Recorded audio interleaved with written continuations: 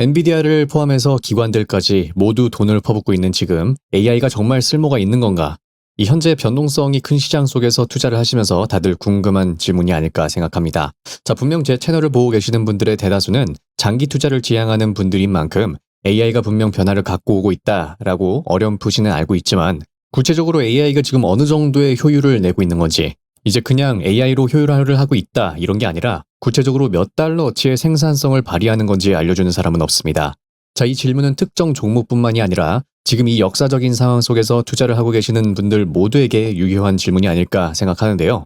최근 나온 이 S&P 글로벌과 451 리서치의 내용들을 한번 종합해서 이 질문에 대한 답을 찾아보겠습니다.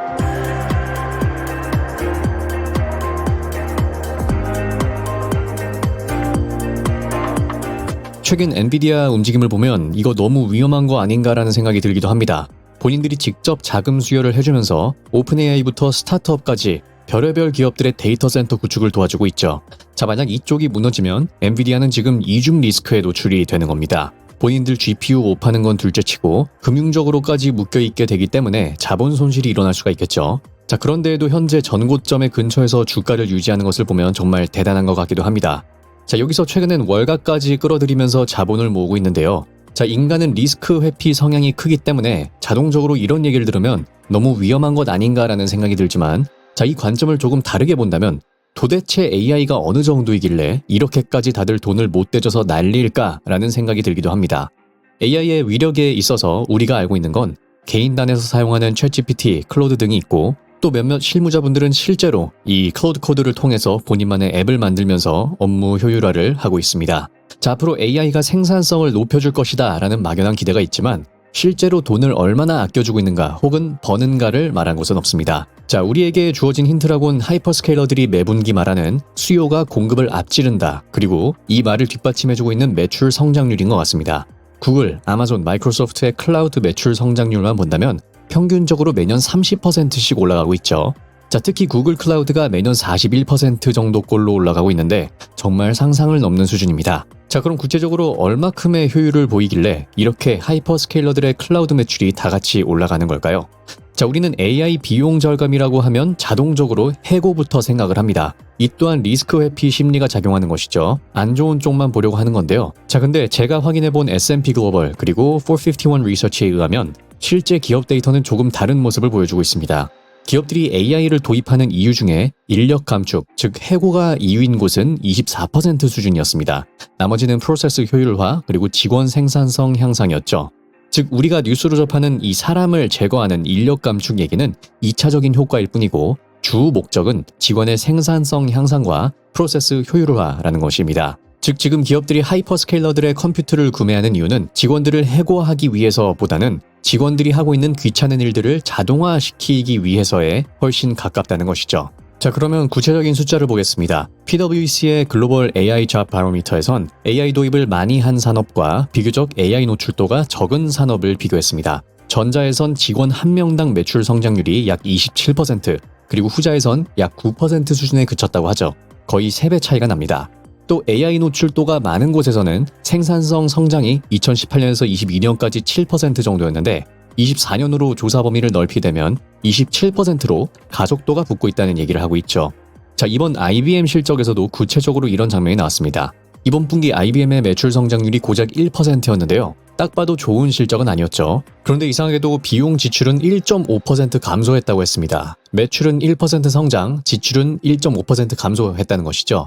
이에 대한 이유로 IBM이 얘기한 것 중 하나는 바로 생산성이었는데요. 회사 전반에 걸쳐서 AI 자동화를 도입하면서 효율성을 극대화시켰다고 하죠. 공급망 최적화 작업까지 AI로 들어갔다고 했습니다. 특히 세부 항목으로 내려가 보면 IBM 컨설팅은 이익률이 1.6%, 그리고 소프트웨어는 1.1% 올라갔다고 얘기하죠. 자, 여기서 나오는 1.6, 1.1%가 얼마 안 되는 것 같아 보이죠? 하지만 재무제표를 직접 뜯어보면 이건 총합해서 1억 7,060만 달러 정도의 돈이 더 벌린 셈이라고 해도 됩니다. 한화로만 약 2,400억 정도이고 엔비디아 블랙웰 GPU 약 5,000장 정도를 살 수 있는 돈이죠. 자, 물론 IBM이 이뤄낸 이런 마진 개선이 전부 AI 때문이다 라고는 할 수 없을 겁니다. 하지만 이런 기업 실적들을 본다면 AI의 위력이 하나 둘 나오고 있다는 것을 부정할 수 없다는 것이고 이번 2분기에선 IBM의 경우 1억 7,060만 달러라는 하나의 숫자가 나왔다는 게 투자자로서 체크할 중요 포인트가 아닌가 싶습니다. 자, 결국 AI가 없애고 있는 것은 사람이 아닙니다. 사람이 업무를 처리하기 위해서 사용하던 시간을 없애고 있습니다. IBM이 2분기에 보고한 1억 7,060만 달러라는 숫자 속에는 고객 문의를 처리하는 데 쓰던 10분, 코드 테스팅해드리던 2시간, 그리고 회의록 작성을 하고 보고를 위해 정리했던 30분, 이런 작은 시간들이 기업 전체에 엄청나게 쌓이면서 숫자로 되돌아온 겁니다. 자, 그리고 이건 제 추측이지만 AI의 위력은 직원이 적은 쪽이 아니라 더 많은 쪽, 즉 절감할 수 있는, 효율화할 수 있는 기회가 많아질수록 더 크게 나타나지 않을까 생각을 해봅니다. 한 사람당 하루에 30분씩 효율화를 시킬 수 있다고 가정을 해본다면 100명짜리 기업에선 하루에 50시간씩 절약을 하는 꼴이지만 1만 명짜리 기업에서는 전부 합치면 5,000시간이 될 수 있겠죠.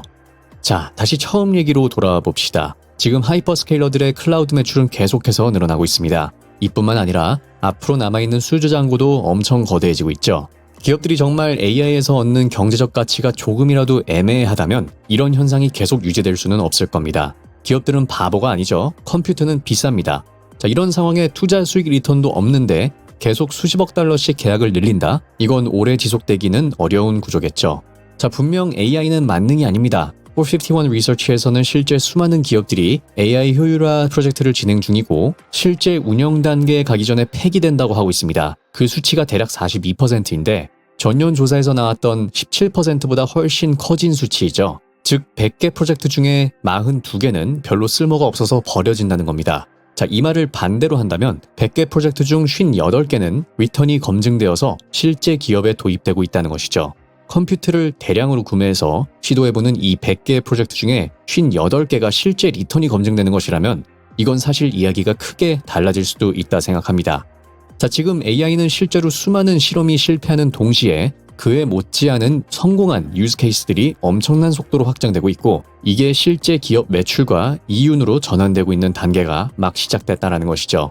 자, 앞으로는 기업 실적에서 AI를 적극 활용하고 있다 이런 말로는 통하지가 않을 것 같습니다. 이제는 매출 증가율 대비 직원 증가율 또는 운영비 증가율, 마진 증가율 등을 봐야 할 때인 것 같습니다.